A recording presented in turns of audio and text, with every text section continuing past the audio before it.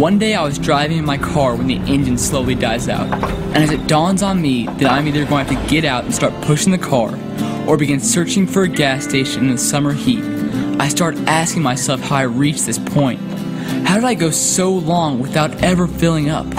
Was I really so oblivious that I missed the gas gauge drop below E? I am always waiting until the last second to fill my tank. I think that's what happens a lot of times in our lives. We go so long running on fumes and become so used to going on empty that we begin to believe this is how our lives are supposed to be. But then there always comes this point where even the fumes we've been running on finally get burned up. There's nothing left, and we find ourselves outside in the heat, realizing we're far from where we wanted to be.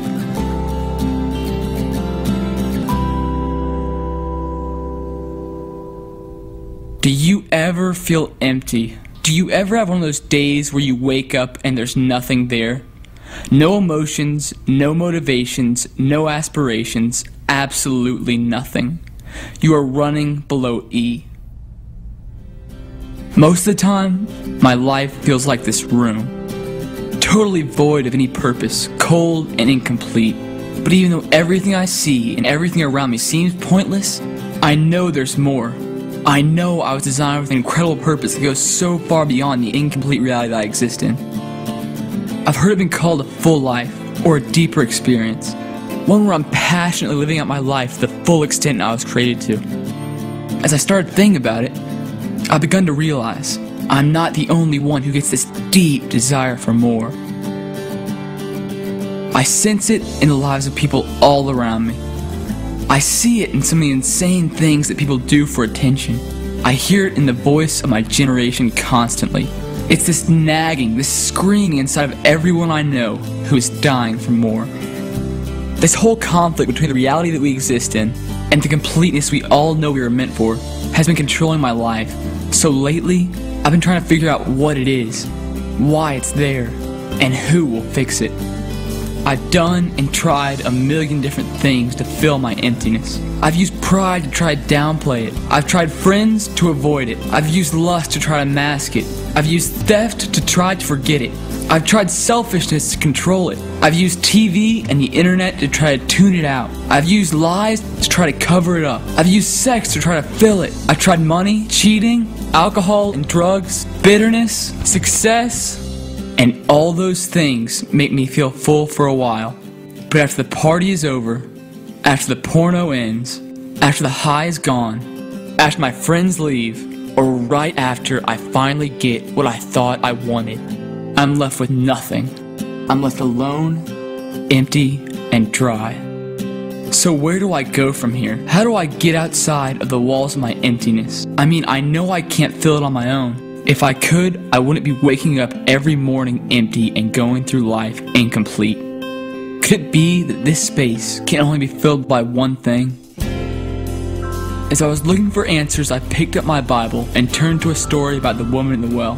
The woman in this story has a bad reputation in her town. She's been with 5 men, and the man she's with now isn't her husband. She's a hurting girl who's been trying so hard to fill the emptiness on her own. Jesus approaches her at the well, and instead of asking why she's so evil, or how she sunk so low, he simply asks for a drink of water. Ashamed and caught off guard, the girl asks, "Why are you asking me for a drink of water?" And what Jesus says next is the reason I'm a Christian. He tells her, if you knew the generosity of God and who I am, you'd be asking me for a drink, and I would give you my fresh, living water. Maybe the missing piece that's designed to fill our emptiness is the same thing that girl was missing years ago. His living water. It's something that can't be totally understood or completely defined in words. It's the love of God, your Creator and Savior, who has not only made you perfect in Him, but loves you perfectly regardless of what you become. Maybe you're a Christian, maybe you're not, I don't know. But I do know that everyone has either been in this room or is still trapped inside of it. Like me, you're probably thinking, that sounds great, but I've never had it work for me. I've never experienced that full life even though I am a Christian. And you know what? I'd say you're right. I've never really experienced it either. I've never had it work for me either. But maybe it's never worked for us because we've been doing it all wrong.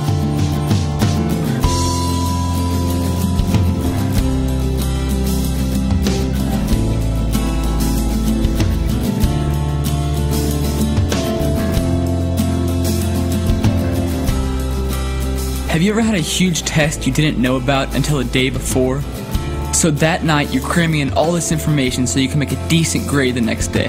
But you get to class the next morning, the teacher puts the paper down on your desk, you begin working, and you immediately realize that all the stuff you've been studying the night before isn't even close to what the test is actually over. That's exactly how I feel about my spiritual life. Like Christianity is a class I can study for.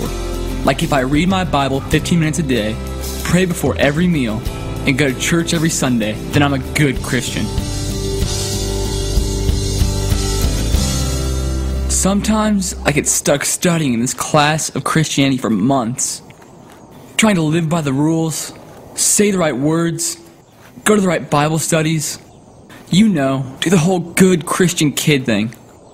But this just leaves me feeling even more empty. I find myself so desperate that I start crying out to God, "Lord, where are you? Don't you love me?"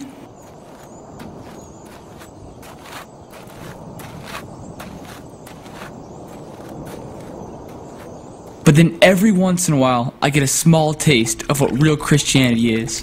Maybe it comes in a message at church that really grabs my heart and wakes me up. Sometimes it's just being outside in creation, taking in all the beauty around me. But I most often see what true fulfillment is in the lives of others. When you see someone who truly loves God and loves to serve Him, you can just see in their face how full they are. They're overflowing with that living water. And that's when I remember, Christianity isn't a class, it's a relationship. It isn't about following all the right rules or being a good Christian. It's about knowing your Savior, the God who loves you more than you can ever understand in a real and personal way. Right now, we're all looking at shattered reflections of who we're truly meant to be.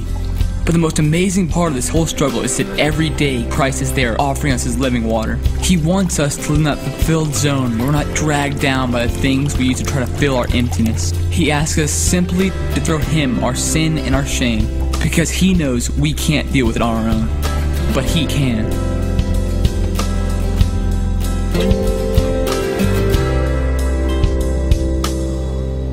And finally, after we've admitted to ourselves we can't live a life of meaning without Him, cried out to God for rescue, and surrendered all we are over to Him, we can finally be free to live that life of purpose and fulfillment we know we were all meant for.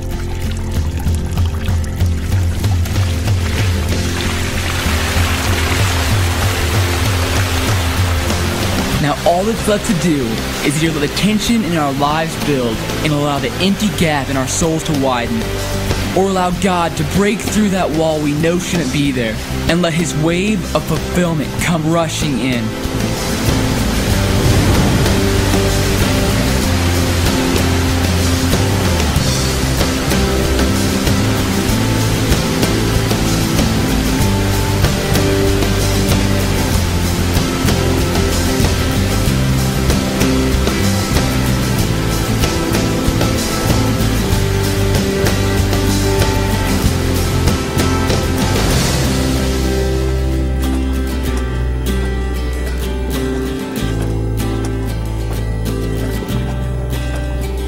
In John 10:10, Jesus says, "My purpose is to give life, and life in all its fullness."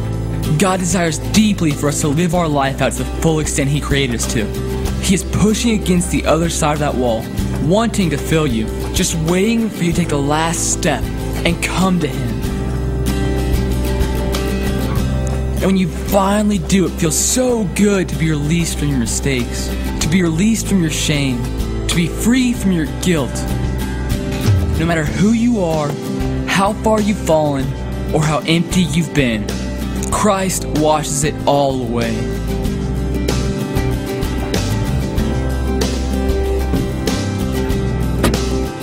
You know, I wish I could say from now on we will never go empty again. But we are still human. We will make more mistakes. Our tanks won't always be full. But maybe that's the beauty of it. We are constantly going to have to keep coming back to our Creator when we go empty again, so that we may realize we depend on Him for everything that holds meaning in life. Maybe that's what being full is all about. Depending on God instead of trying to live on our own.